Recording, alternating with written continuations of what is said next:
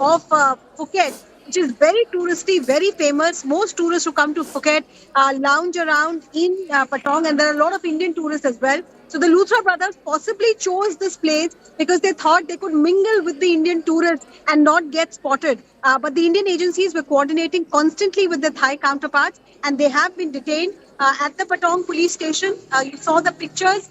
Their passport was identified, their credentials were identified, and that picture CNN News 18 exclusively put out. Subsequently, the immigration formalities are being carried out. It is taking some time because legally, Luthra's team is pushing back. They're still saying that officially arrest has not been shown, so they're pushing for anticipatory bail. On the Indian authorities' side, they are examining whether cancellation of the passport is the best way or the surest way to ensure that they are deported, because once you do not have a passport, you can't be outside of the country. Also, visa cancellation, revoking the visa granted to them, that's also being processed. So this legal opinion and paperwork is what is taking time.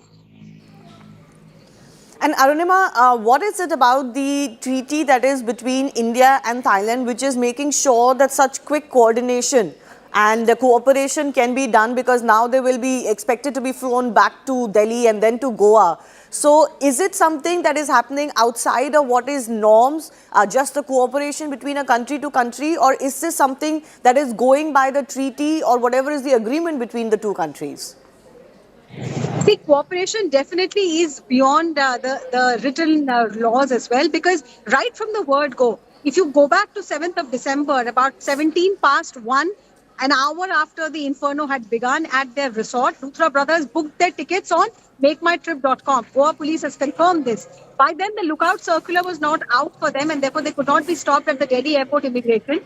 They escaped from there, but the immigration authorities in India alerted their Thai counterparts. So by the time they reached Phuket, 5.5 hours later, Thai authorities were alert. They were not stopped. Their photograph was taken. But since then, Thai authorities have been keeping an eye on them. There's a blue notice of Interpol, which means you must inform whichever agency has got that notice issued, in this case, the Goa Police and the Indian Central Agency.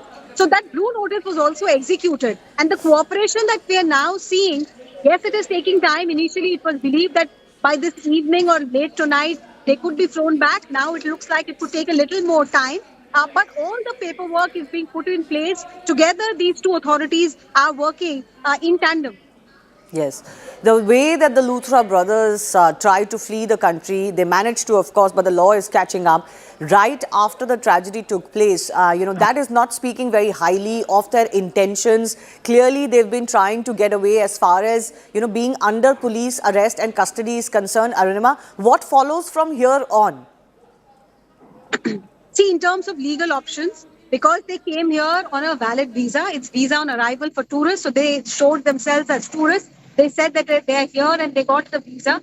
However, their lawyer told the Rohini court that they were here for work purposes. So that's lacuna number one that will be exploited. If you are here on work purposes, should you not have applied for work visa? What was this work that required you to get a ticket at 1:15 at night, at midnight? What was this urgency? What was this work all about? That's lacuna number one that Indian legal heads will exploit. Number two, they said that they wanted to cooperate with investigation, so they want to go back and participate in the process of investigation. Even if they fled on 7th, if they developed cold feet or if they were out on work, whatever the reason, by 8th, they knew that there was a lookout circular for them, that Indian media was constantly splashing their photograph. Why could they not have gone back? That's question number two. Third, they're arguing that on medical grounds, one of the brothers has epilepsy, so on medical grounds, there should be a humane approach towards them. But then if on medical grounds they've managed to sustain themselves in Patong for 4 days, what is really preventing them from cooperating with investigators? So these are big questions currently. And legally speaking, the paperwork is what is taking time, because both sides are ensuring that best legal minds are at work. All right. Arunima, just stay with us. Let's also bring to our viewers the charges that the Luthra brothers face. Charge 1 is the construction of the nightclub in a restricted zone. Frankly, some of these are things that should have been taken care of earlier itself. It was happening right under the nose of the administration. So blame must be lay at the door of the authorities as well. The second charge is that there was only a single entry and exit point. There were no emergency exits, which should be part of such establishments. Charge number 3, no firefighting equipment that was present at the premises. On top of that, they were using electric firecrackers and things like that, basically dealing with stuff that could lead to fires but had no provisions in case something caught on fire.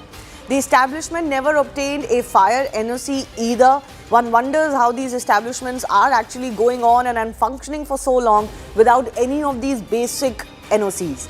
Indoor fireworks display in contravention of rules, this in itself is an act that is of great stupidity, if nothing else, to do this inside when you didn't have the permissions. But in any case, even if you had the provisions, what was the need to endanger people's lives?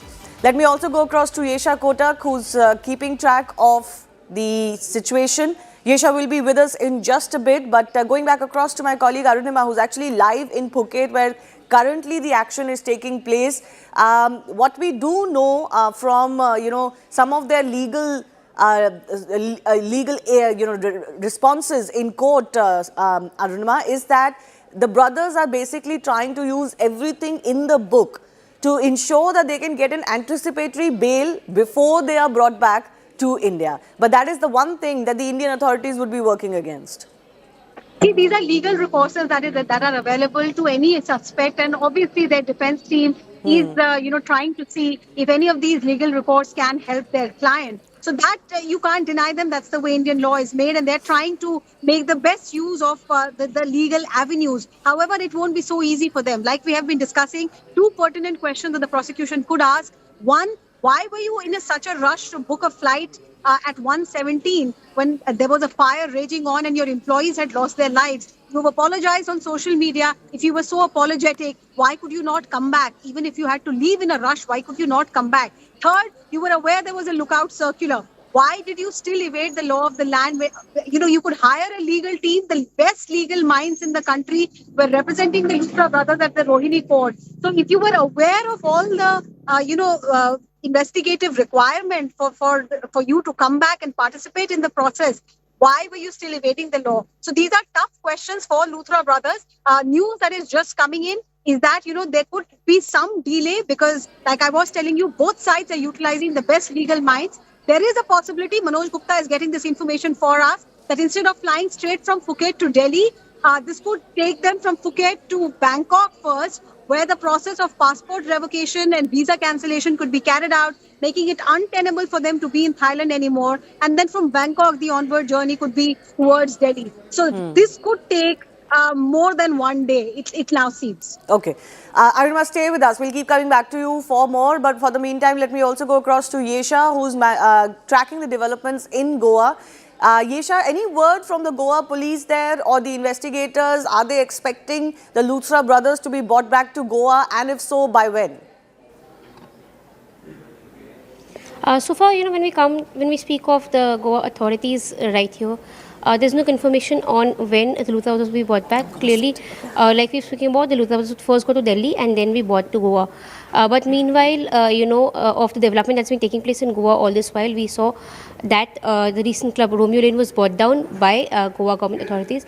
We have the former MLA from this very area, Agnello Fernandez, with us. He's speaking about how after the directive that was given by the Goa CM that all the illegal structures will be brought down, now it's the local shacks which are being targeted.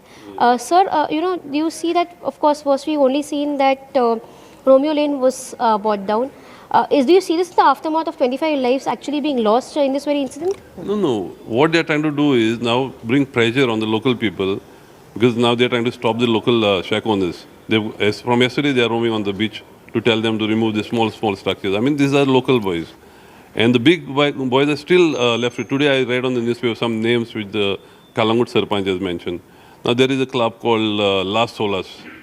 No name of that. I'm sure there are a lot of illegalities there. There is a club called Hammers who is built. There is no place for a fire exit also there. He is leaving sewage in the fields.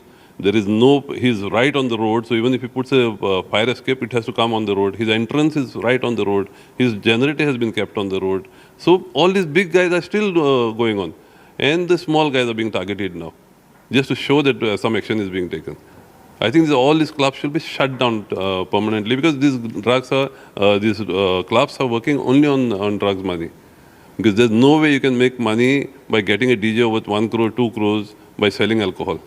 There are DJs have been caught in Goa selling alcohol, introducing new drugs in Goa. All over the world, the drugs are being introduced in Goa. So how do you see this? If you're saying that there are illegal clubs which are operating for so long, why did all of this go unnoticed, and why is the action now being taken after 25 lives are lost? Yeah. This has come about only about the last 10, 12 years. All these clubs were never there before. These big clubs which are coming, they pretend to be temporary structures, but they built big. So there's only one entrance. All these big clubs that are coming in Anjuna Vagator, they put up as temporary structures, sheds, with nothing, no safety of this. If you seen the video of that Birch Club, there's a small fire. They didn't even have an extinguisher to. Okay. My colleague Yesha Kotak bringing us more of what the industry plus others, locals, environmentalists and others have been feeling and they have been saying as far as these establishments is concerned. Action is too little, too late, or action is also seemingly only on a few. And the question that arises is, will the big fish go scot-free once again? Simran Babbar is also joining us in New Delhi. Simran, you've been tracking how a lot of NOCs, a lot of permissions, a lot of guidelines have been flouted, not just in the case of this particular nightclub, Birch by Romeo Lane, but also by many others. Well, absolutely, Shivani. In fact, as you spoke of these guidelines, and not just guidelines, these were just the notices. So after the offences have been committed time and again, the notices were put up. Following that, the note has been taken by the local authorities. The local town and country planning zone that took the cognizance, and on these related areas of 6,000 square meter and 31,000 square meter of the entire region surrounding that salt pan region where the Romeo by lane was constructed, that was under scrutiny. So it is important to understand that while the incident has been reported here, it has also given us the idea of at what large nexus this entire illegality was being constituted. And it was being flouted. Because once we speak of this Romeo by lane and its multiple properties across Vagator or across the national capital as well, the group that now allegedly says that they are just the licensees but not the owners, another claim yet to be now looked into. But at the very same time, there is another person who is the main accused, and the Goa Police is on,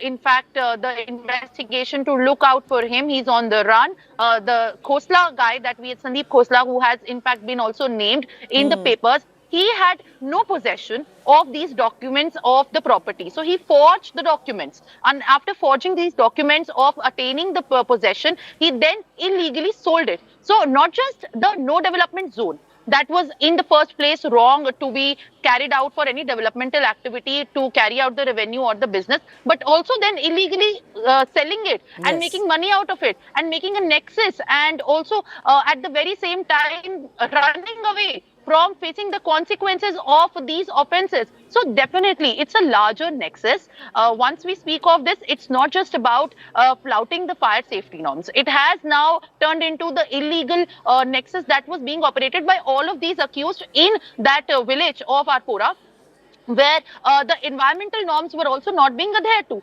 and all of the clearances at the public level were also flouted. The police, in fact, also had given out the notices as well on several complaints. So time and again, there were the calculations that were put up, and the notices that were also put up, that was not adhered to. And even when the time was given to reply. The question should arise. The tragedy is that not only should the club owners and those who work there or those who are responsible for the club should be booked.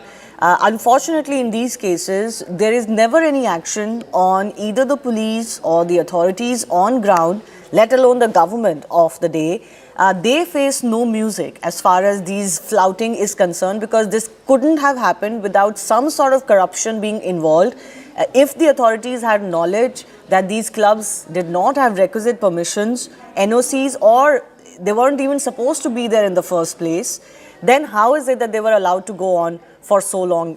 Let me take that question to Vikram Singh, former DGP of Uttar Pradesh, joining us. Vikram Singh, shouldn't there be action against police, other government authorities, the government itself? But the unfortunate case is that, in none of these tragedies, that is what happens. How did they allow not just this particular nightclub, but others to function without permissions? We need to understand that with the loss of 25 innocent Indian lives in Thailand, there was Operation Sindhu. This obviously cannot go unnoticed with the similar stupendous loss, and there should be consequences for those who connived and conspired with Gaurav and Saurav, Lutra and Anil Gupta. They are indeed eyeball deep in crime, criminality and corruption. They bribed their way through all checks and balances and also all statutory requirements in respect of NOCs and inspections. Obviously, there should be consequences for all those who look the other way. I'm given to understand December 24 was the day, and they were declared that part of their enforcement will be demolished. The whole of 25 has almost over and no action taken. The implications are very obvious. They say he was a sleeping partner. No way. He was eyeball deep in the criminal conspiracy, and I would certainly recommend to the investigators to invoke the provision of Section 16(1) of the old IPC 120B of criminal conspiracy, that everybody is deeply involved in criminal conspiracy, and the basic rudiment of criminal jurisprudence that once you have the guilty intent is very much the common thread that ties up both the Lutra brothers and also Anil Gupta. Therefore, there should be consequences for those, and we also incorporate the bribes given and those who were the beneficiaries of the bribes. Yes. And unfortunately, so far, the government hasn't announced anything that it's going to do to set its own house in order and accept some of the blame that falls on its door, which is that they allowed this nightclub to function and go on for so long. Any kind of partiality in this case must be acted upon, but there are certain rules that protect officials, and certainly time has come that for more accountability, we need to relook at those rules.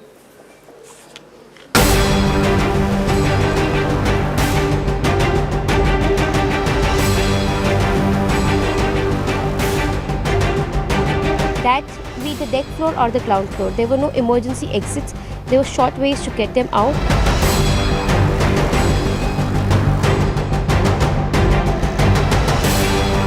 The staff telling us that the open terrace and the open roof side of the restaurant has been closed.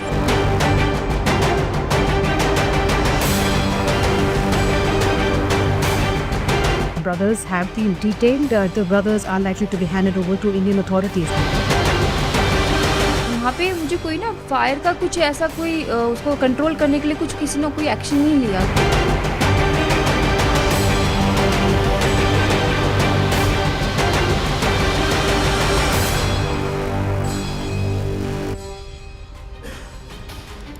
Moving on to the other big story we're tracking, in West Bengal's Sandeshkhali case, a shocking twist has taken place. Prime witness Bholanath Ghosh, who's deposing against suspended TMC strongman Sheikh Shah Jahan, the accused in this case, was allegedly attacked by Shah Jahan's aide.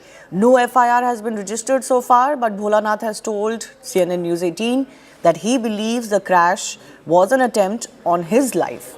Meanwhile, CCTV video shows a motorcycle speeding towards Sandeshkhali. Investigators are now trying to identify the rider amid suspicion that information may have been passed on to the lorry driver. Police are probing whether the crash was coordinated. BJP, meanwhile, is targeting Mamata Banerjee government, saying that her government is shielding Shah Jahan. The accident killed Bhola's younger son, 32-year-old Satyajit Ghosh. In West Bengal's case, this is, of course, a matter of grave concern that something like this has come to light. The prime witness claims that there was an attempt on his life, but he has, of course, lost family members as far as this accident/coordinated attack is concerned. My colleague Kamalika Sen-Gupta is also joining us. Kamalika, give us the latest that you're picking up. Are the authorities planning to first file a case? Has it been filed? And what more are they doing on ground? See, let me tell you first the ground reality and what actually happened and what Bholanath Ghosh exclusively told us and what his family told us. Bholanath Ghosh was a very old aide of Shah Jahan. 2018-19 they used to do business together. After 2019 there was some problem that Shah Jahan had with Bhola, and Shah Jahan, according to Bhola, Shah Jahan slapped a rape case on him, and also from that time he was not even living at his place. When Shah Jahan was caught and when all these things happened, there were a lot of cases against Shah Jahan.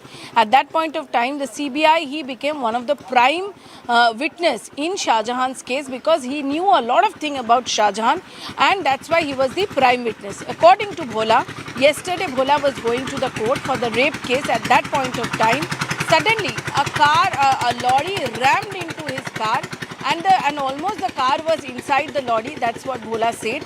And his son Satyajit and his driver got killed.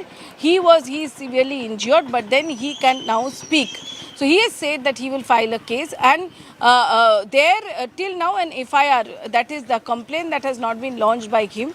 But what we are coming to know, that initial whatever formalities are generally taken by for such an accident case, that is taken. But the question is that Bholanath confidently, repeatedly has told us that he has seen Alim Mullah in the seat of a driver. Now, who is Alim Mullah? According to Bholanath, Alim Mullah is a close aide of Shah Jahan, and time and again Bholanath since yesterday has saying that he believes that Alim Mullah and Shah Jahan sitting in the prison, they have planned to kill him. Now, we came into the house of Alim Mullah also. Alim Mullah's wife is a Trinamool Congress Panchayat member here, and she said that it is Alim Mullah is not there in his house. He has fled from his home. His wife and his daughter is saying that it is being framed and his father was not there, but then Alim Mullah is not at his home. Now, whose name was this lorry? The lorry was in the name of Abdus Samad Mullah.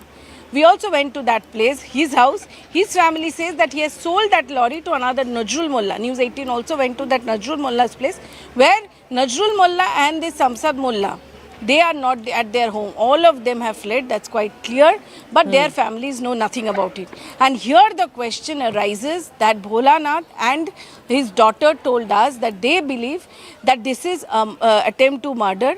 Number two, they believe that their mother also told us that Shah Jahan, he does intimidation from inside the prison. Though Shah Jahan is behind the bar, but the terror of Shah Jahan is still in Sandeshkhali, that a lot of people are telling us off the camera. Kamalika, stay with us. Let's just listen into some political reactions. Of course, the BJP has raised this as another attempt under the patronage of the state to shield Sheikh Shah Jahan. पश्चिम बंगाल में शेख शाहजहां के जो case है, उस case में जो मूल साक्ष्य है, वो जब जा रहे थे उनको गाड़ी से कुचलकर मारने की कोशिश की गई। हम पुराने हिंदी फिल्मों में ऐसे दृश्य देखते हुए आए हैं। ऐसा घटना घट रही है, ममता बनर्जी की पुलिस को कुछ जानकारी नहीं है, हो ही नहीं सकता। इसमें पुलिस का इन्वॉल्वमेंट है, एडमिनिस्ट्रेशन का इन्वॉल्वमेंट है, और उसकी इंक्वायरी होनी चाहिए। हम कोर्ट से गुहार लगाएंगे कि इसकी सही से इंक्वायरी हो और जो दोषी है उसको सजा मिले और शेख शाहजहां के खिलाफ मर्डर का भी केस लगे। देखिए, वो भाजपा जो एलिगेशन लगा रहा है, अभी तक तो एलिगेशन के ऊपर कोई जीएसटी नहीं है, कोई कुछ बोल सकता है।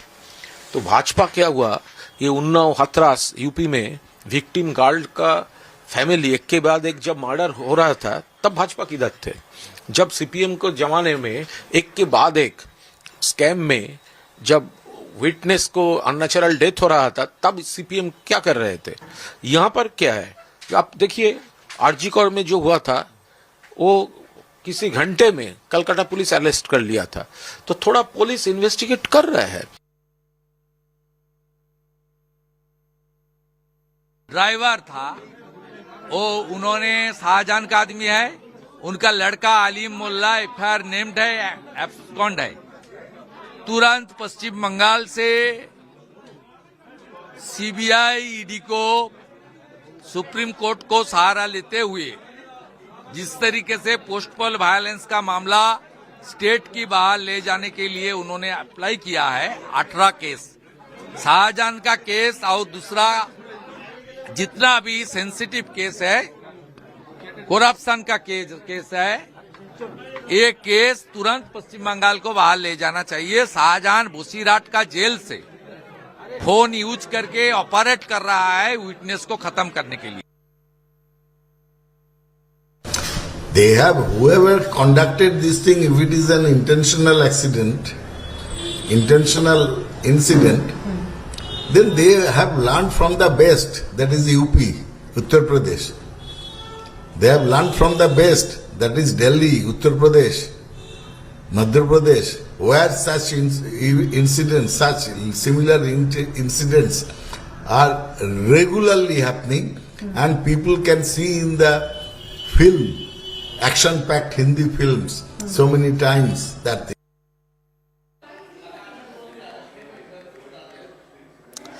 Let's get you more as far as round 2 of India-US trade talks underway is concerned. Both sides are trying to navigate the high-stakes tariff and trade issue. Democrats back in US have warned President Trump that his tariffs risk losing India at a pivotal moment.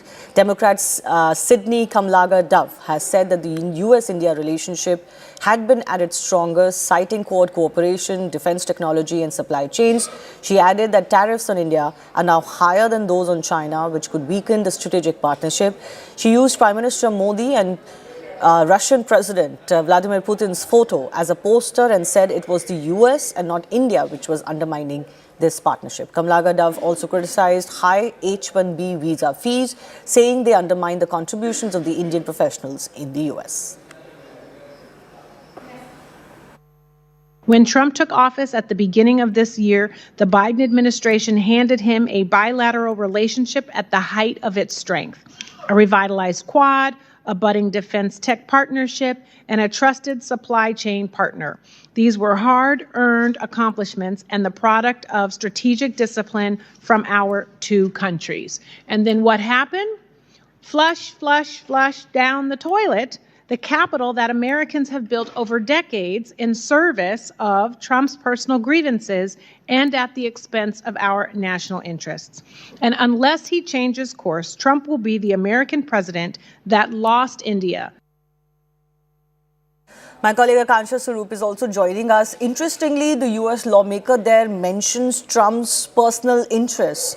That actually is something that very many in India believe is what is behind this complete U-turn by the US administration, particularly not giving him credit for that ceasefire between India and Pakistan. It's very interesting that you highlight that, Shivani, because this US lawmaker has also referred to the fact, the hypocrisy of the United States going on right now, because she's also in the remaining part of that entire statement that she's given. She's referred to the back channel talks that are currently taking place between the United States and Russia with regards to the war in Ukraine. Steve Witkoff just days ago had that meeting with the Russian president shortly before he made that very significant state visit to India. And, you know, that image of Prime Minister Modi with the Russian president is being used as that big talking point right now. They're saying that what was the point of slapping the additional tariffs of 25% when US itself is involved in these back channel talks, and why was there a need to then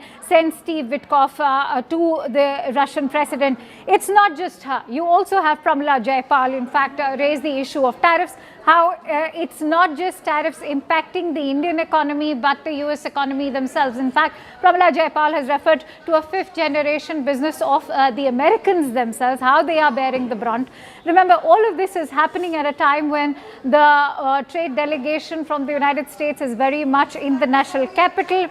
Lawmakers from the Indian side are, of course, very optimistic that a deal, or at least the first tranche of the BTA, should be finalized by the end of the year. But we've been speaking to sources from the International Chamber of Commerce, and they're saying that if not by the end of this year, perhaps by, say, the first trimester of 2026 is when we can expect some finality. But the major roadblock, of course, has been the focus on agricultural products. The United States wants the Indian market to be opened up, and more importantly, just 2 days ago at that roundtable that the US president had with the farmers, it was also highlighted that rice happens to be one of the biggest exports coming in from India, and he in fact used the term that India is dumping rice in their market, which is of course not true, because if you go by facts, it's only among the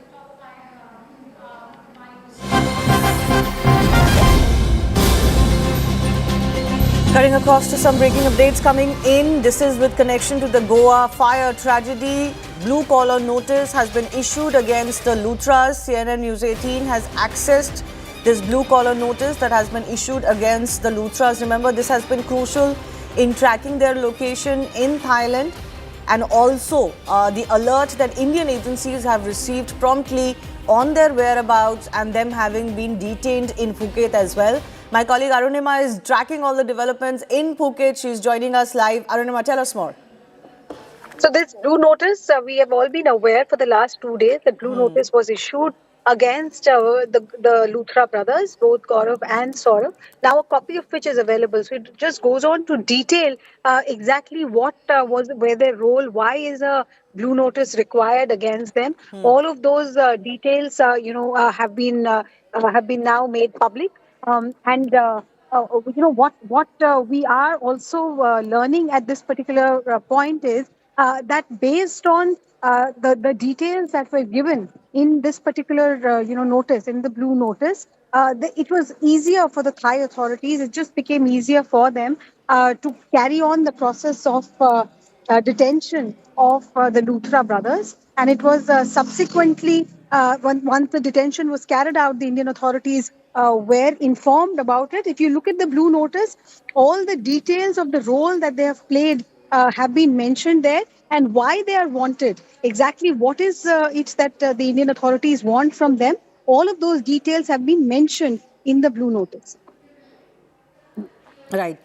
That blue notice is on our screens. Arunima, the importance, of course, of the blue corner notice is that it helps the agency track down or get any information on the whereabouts, the location in connection to a crime against an accused. And in this case, what is of note is that all of these processes and everything was done very quickly once the Indian agencies realized that the Luthra brothers had flown off to Phuket, and very quickly on-ground cooperation from the Thai authorities and police has managed to detain them, and I believe the formalities are now being done for them to be sent back to India.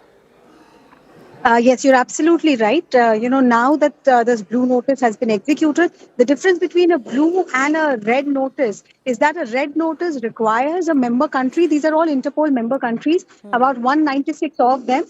So a red notice requires a member country to detain the person against whom a notice has been issued. A blue notice, however, only requires you to inform. So in this particular case, the Thai authorities informed their Indian counterparts that this person has been spotted. And, I'm actually coming to you live. I'll just show you in my backdrop is this hotel. It's called Hotel IndiGo. This is the hotel from where the Luthra brothers were detained based on that blue notice. This particular hotel, quite popular with the tourist, crowd here. It's in the heart of Patong. And it's in the touristy area that the Luthra brothers moved into, thinking that they will be able to mix with the Indian community here. On the street that I am on, there are a number of Indian eateries as well, selling Indian food. So this particular locality is quite popular with the Indians, it seems. So it looks like they changed their location more than once, knowing that there was a blue notice against them, a copy of which we have just put out for our viewers. But because of that notice, because of the constant pressure from the Indian authorities, the Thai authorities acted with a lot of swiftness. And finally, the two brothers are in detention. We are told they are in the process of being taken to Delhi and onwards towards Goa. Right. So the process is moving, and it's moving fast enough. Initially, Arunima, there were very many concerns that because the brothers had managed to fly away from India, it could become one of those cases where it just takes not just days and weeks, but maybe even years to get them to book and get them to come back to India. But in this case, it has been different. Anything that you can point out to as to why this has been so quick instead of what we've seen in the past in some cases?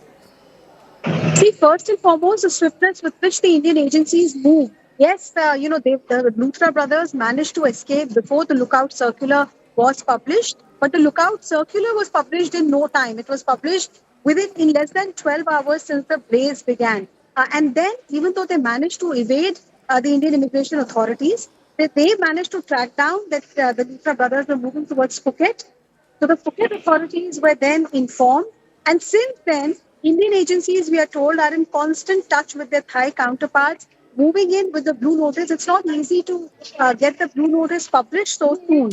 So the Interpol was also impressed with the kind of, I think, it was weighed in the kind of evidence that India had.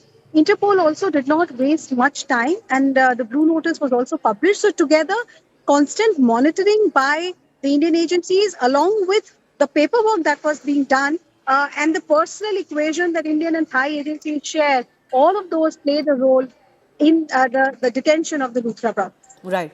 Arunima, thanks a lot for joining us with those updates. On that note, we'll slip into a very short break, but news and updates will continue in just a minute.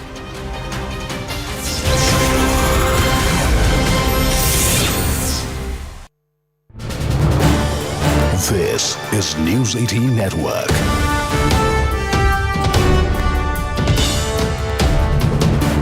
India's largest news network. News 18, Lutra brothers, prime accused in the Goa fire tragedy case, have been detained in Thailand. CNN News 18 has accessed pictures of the Lutras in custody of Thai police. Thailand immigration authorities spoke exclusively to CNN News 18 and confirmed this detention. The Lutra brothers were reportedly living outside the main city and were held after raids were conducted. Sources close to Lutra brothers have said that the duo will continue to press for anticipatory bail on medical grounds. CNN News 18 has accessed a December 2023 complaint to Town and Country Planning Department of Goa that mentions irregularities but was neglected. So how did the agency successfully track the Lutra brothers? Indian and Thai authorities were in constant touch with each other, with intelligence pinpointing the targets outside the main city limits. Thai officials then traced them to a resort in Phuket's Kathu area, and Indian agencies were alerted through Interpol channels. A joint operation was conducted earlier today, resulting in the detention of the Lutra brothers, and those images have been brought to you. Their immigration process is now currently on, and what we are expecting is that they will be flying back. They will be flown back to India soon. They will head to Delhi first, and from there a transit remand for Goa will be sought, and they will be taken to, of course, the state where the tragedy occurred. My colleague Arunima is also joining us with more on this. Arunima, very fast-track developments as far as this case is concerned. Clearly, the coordination between Indian and Thai authorities is working. Yes, the town that you see in my frame is Kathu. This is about an hour's drive from the Phuket airport. This is where Lutra brothers were detained from. They took the airport route out of India. They went from Delhi airport to Phuket, and on the immigration counter in Phuket, based on an alert issued by the Indian agencies, their biometrics and their pictures, once captured, were shared with India. And then on 7th of December, they moved to Kathu. But having realized that their pictures were already all over the Indian media and that authorities were aware of their presence in Kathu, they changed track. And for a few hours, the Thai authorities who were constantly tracking them were not really aware where they were. But soon after, by the evening of 8th December, we are told the Thai agencies again knew where the Lutra brothers were, which resort were they living in. And the Patong police station. Patong is one of the beaches of Phuket, which is very touristy, very famous. Most tourists who come to Phuket lounge around in Patong, and there are a lot of Indian tourists as well. So the Lutra brothers possibly chose this place because they thought they could mingle with the Indian tourists and not get spotted.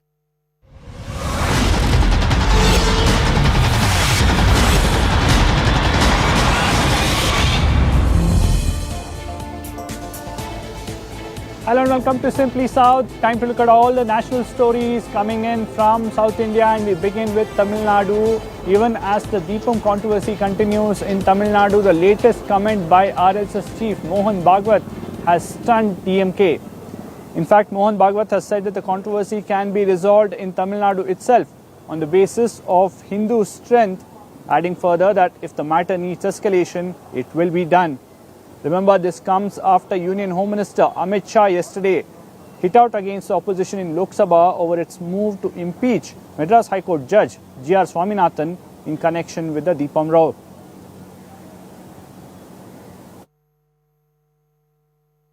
If it needs escalation, it will be done. But I don't think it needs so. The matter is now sub judice. Let it resolve. Awakening of Hindus in Tamil Nadu. I think it is enough to bring about the desired result. But if at all it is needed, the Hindu organizations are working in Tamil Nadu also. They will let us know, then we will think about it. But at present, I think the issue can be resolved here only on basis of the Hindus' strength in Tamil Nadu only. We will not need to escalate it. Issue would be favorably for Hindus.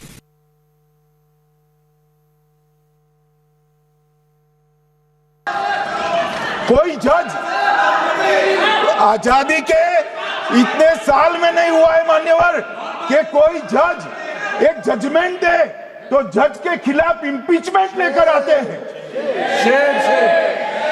अपनी vote bank को address करने के लिए impeachment लेकर आते हैं मान्यवर, और ये सारे ने तो साइन कर दिया, साथ ही साथ उद्धव जी ने भी साइन कर दिया। उद्धव जी, जजमेंट क्या है? एक पहाड़ी पर मान्यता है कि हाँ सबसे ऊपर दिया जलाया जाए। मान्यवर, ये वोट बैंक को संभालने के लिए एक हाईकोर्ट के जज के सामने इंपीचमेंट लेकर आए हैं। देश की जनता उनको मदद नहीं करे।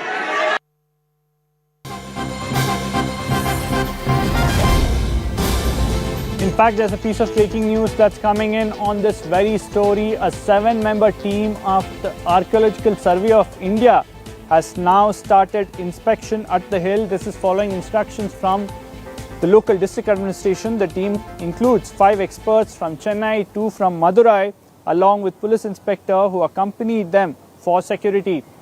In fact, CNN News 18's Poonima Murli now joins us for more on this. Poonima, clearly now ASI team getting into the act and starting the inspection at the hill. Well, at 8:45 a.m., a 7-member team had arrived at the Tirupurukundram hill. Remember, the Deepathoon is where the petitioner wanted to light the lamp on the 3rd of December, which is also the Kartikai Deepam festival that is celebrated in Tamil Nadu. And that Deepathoon, which is also called the ancient pillar, that's closer to the Dargah, 50 meters away from the Dargah. And the entire conspiracy or the theory that's doing the rounds is that it may not be the real Deepathoon, and it may not be the real Deepathoon. So to see if that is the real Deepathoon, the archaeological team had conducted inspections earlier today. At 8:45 a.m., the 7-member team arrived. They also inspected the Deepathoon site and they took a closer look at the Dargah, the Deepathoon. So these are some of the areas that they had inspected, because the entire theory that's doing the round is that it may not be the real Deepathoon. The BJP, especially Tamilisai Soundararajan, who says she's done research on this, said that that is the real Deepathoon, and these theories that are doing the rounds are not true. So clearly right now, even as the court is hearing the case, even as the matter is sub judice, politics over this continues to escalate, Harish. Absolutely. Stay with us, Poonima, for the benefit of our viewers. These visuals that you're seeing on your screen right now is the ASI team that was at the hill. As Poonima said, they landed up there at around 8:45. This is a 7-member team that was at the site, and this was also accompanied, this team was accompanied by an inspector to ensure that there is proper security for this team. In fact, another piece of breaking news that's coming in just now. After Bhagwat's remark, the opposition now has slammed the RSS and BJP. It's warned of escalation and says BJP will be thrown out of Tamil Nadu. Remember, this is coming in after Mohan Bhagwat said the strength of Hindus in Tamil Nadu itself can ensure this can be resolved in Tamil Nadu. Now the opposition hitting out against Mohan Bhagwat, saying that this is serious escalation. In fact, Poonima has spoken to some of the prominent voices emerging from Tamil Nadu on this matter. RSS chief also says that if this issue needs to be escalated, it will be done. But right now, the matter is sub judice. Let it get resolved. It is not. It will not be escalated. If they try to escalate this issue, they will be washed out. They will be thrown out of the state. They have 4 MLAs. Even that they will lose, because the people of Tamil Nadu know that why they were still backward classes and scheduled castes, why they were not treated on par with the upper caste people. They are agitated, they are angry with the system, Hindutva system. So they will throw them out. RSS का chief Mohan Bhagat ji माचिस लेके तमिलनाडु पहुंच गए आग लगाने के लिए, और गांवों में, घरों में, नगरों में आग लगाने के लिए। तमिलनाडु में ये नहीं चलेगा। तमिलनाडु इनका आग लगाने वाला राजनीति का रिजेक्ट करेगा। आरएसएस का आग लगा के जलाने वाला पॉलिटिक्स का तमिलनाडु रिजेक्ट करेगी। Well, Purnima continues to be with us. Purnima, now this is turning into an election matter with the opposition saying that the BJP will be thrown out of Tamil Nadu. They won't even retain the 4 seats that they have. Well, the BJP and the AIA-DMK hit out at the DMK. They say that this is only being done only for appeasement politics, trying to get the minorities' votes for 2026 state assembly polls. This is something that the BJP, senior leaders of the BJP and the AIA-DMK have said. The DMK in rebuttal says that this is not appeasement politics. They are only talking about the Hindus in Tirupurukundram who do not want this to be politicized, and they time and again reiterate that it's the BJP that's trying to politicize the issue, and the Hindus of Tirupurukundram do not want this issue to be politicized. They want normalcy to be restored. Clearly back and forth exchange of words between the BJP and the DMK. Certainly this will be one of the key narratives for the 2026 state assembly polls, especially by the DMK, considering how they are raising this issue in the parliament every day. This is certainly going to be one of the narratives by the DMK apart from language. Absolutely, and the opposition continuing to mount pressure and moving in impeachment motion against the judge of the Madurai High Court. In fact, my colleague Pallavi spoke to Manish Tiwari on this. I don't think anybody should have an objection to it. If members of parliament feel strongly about a certain issue concerning the judiciary, they are well within their rights to table an impeachment motion. And if at all, after an inquiry is conducted, under the Judges Inquiry Act, everything is found to be kosher. Everything will be fine. But Manish, what the BJP is saying is, one, you're disrespecting the judiciary. Second, you're anti-Hindu as well. Well, I'm absolutely amazed at the constitutional ignorance of the BJP. Do they not understand that the Constitution provides for an impeachment? Do they not understand that it is the prerogative of MPs to move an impeachment motion?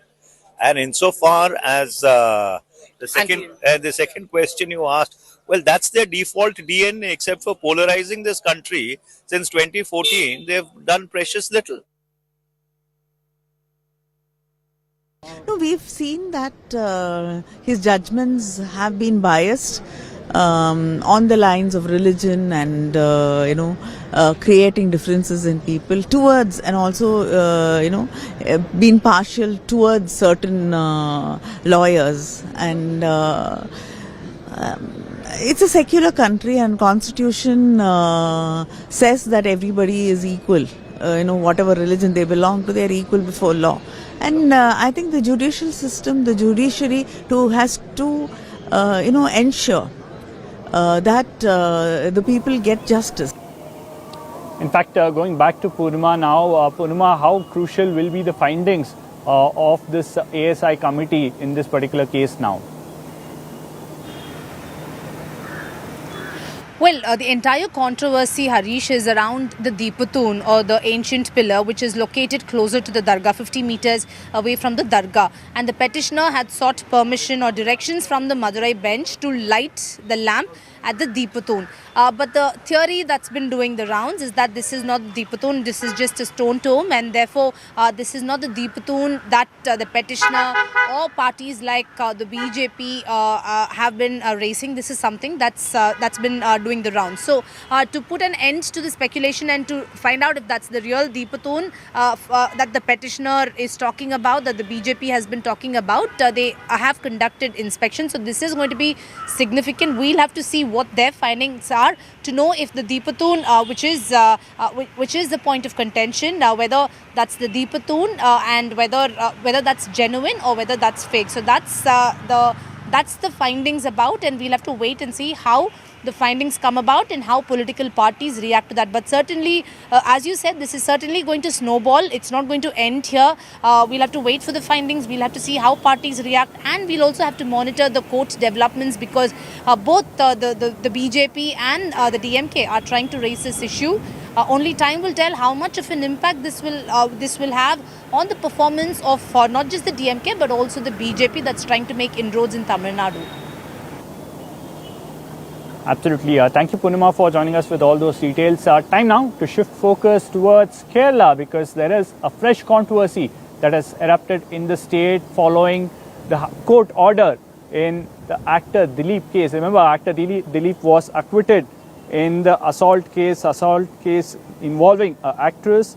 Now, renowned dubbing artist Bhagyalakshmi has resigned from the Film Employees Federation of Kerala, protesting its move to reinstate Dileep. She has said that the body should have waited for higher court verdicts before taking such a step, and she's also said that the decision undermines support for survivors. Adding to the twist, a lawyer has claimed to have received an anonymous letter suggesting the verdict was known in advance, raising serious questions about the verdict itself. In fact, CNN News 18's Neetu Raghukumar now joins us for more on this. Neetu, clearly that particular acquittal not going down well with several people within the industry. That's correct. People are clearly divided when it comes to the acquittal of actor Dileep in the 2017